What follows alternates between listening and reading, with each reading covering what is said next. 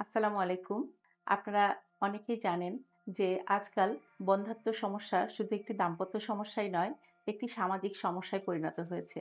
কারণ আমাদের বন্ধ্যাত্বে ভোগা রোগীদের মধ্যে শতকরা ৪০ ভাগ মেয়ে বন্ধ্যাত্ব সমস্যায় ভুগছে এবং ৪০ জন পুরুষও বন্ধ্যাত্ব সমস্যায় ভুগছে। ২০ ভাগ ক্ষেত্রে দেখা যায় উভয়েই কোনো না কোনো সমস্যায় ভুগছে।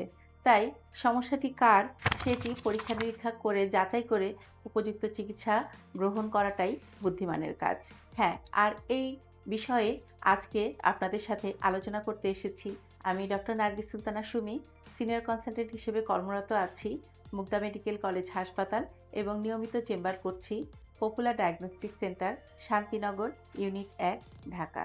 আজ আপনাদের সাথে বন্ধ্যাত্ব বিষয়ে কখন আপনারা পরীক্ষা-নিরীক্ষা করবেন এবং কিভাবেই বা বুঝবেন আপনি বন্ধ্যাত্ব সমস্যায় ভুগছেন এ বিষয়ে আলোচনা করব।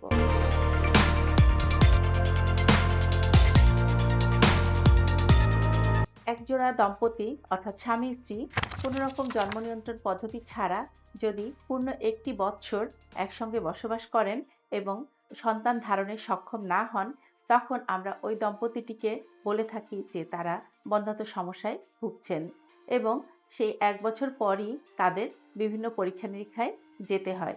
তবে আপনার স্ত্রীর বয়স যদি ৩০ এর আশেপাশে হয়, তবে কিন্তু ১ বছর সময় অপেক্ষা করতে আমরা পরামর্শ দেই না। তাদের ৬ মাস পরই ডাক্তারের শরণাপন্ন হওয়া উচিত। তাই যদি আপনার বয়স ৩০ এর আশেপাশে হয়, এখনো যদি বিয়ে করবেন বলে মনে করেন, অনেকেই মনে করেন যে আমি ক্যারিয়ার শেষ করে তারপর বিয়ে করব, তাদের জন্য কিন্তু অ্যালার্ম রয়েছে। কারণ ৩০ এর পর থেকে কিন্তু মহিলাদের ডিমের পরিমাণ কমতে থাকে এবং ডিমের কোয়ালিটিগুলো খারাপ হতে থাকে। তো যে প্রসঙ্গে কথা বলছিলাম সেখানে আবার ফিরে আসছি।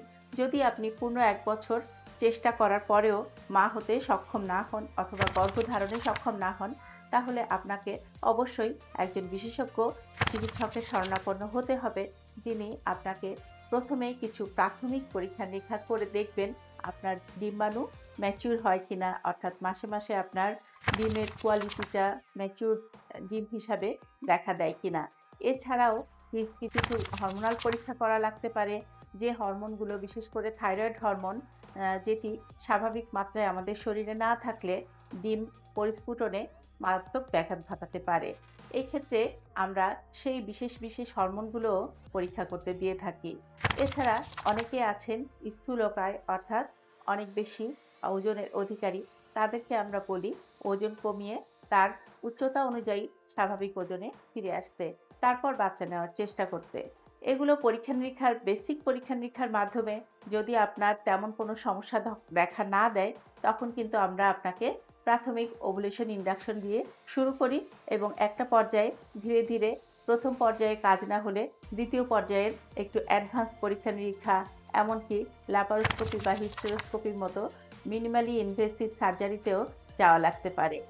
তাই কার জন্য কোন পরীক্ষা লাগবে এটা আসলে নিশ্চিত করে বলা যায় না। যেমন আমাদের দেশে কিংবা পুরো বিশ্বেই বন্ধ্যাত্ব চিকিৎসার পরীক্ষা-নিরীক্ষাগুলো এবং ওষুধপত্রগুলো কিছুটা ব্যয়বহুল। সবার পক্ষে অনেক সময় পুরো চিকিৎসা কোর্সটি সম্পূর্ণ করা সম্ভব হয় না।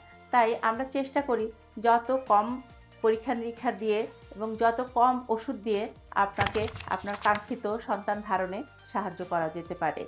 তাই আপনার সমস্যা যদি বন্ধ্যাত্ব হয়ে থাকে এবং এখনো যদি আপনি চিন্তিত থাকেন যে আরও কিছুদিন দেখব কিনা, তাহলে আমি বলব আপনারা অচিরেই একজন স্ত্রীরোগ বিশেষজ্ঞ অথবা বন্ধ্যাত্ব বিশেষজ্ঞের পরামর্শ নিন এবং উপযুক্ত পরীক্ষা-নিরীক্ষার মাধ্যমে আপনার কাঙ্ক্ষিত সাফল্যের দেখা পাবেন ইনশাআল্লাহ। সবাই ভালো থাকবেন। আজ এ পর্যন্তই। আবার দেখা হবে আরও গুরুত্বপূর্ণ কোনো বিষয় নিয়ে। আল্লাহ হাফেজ।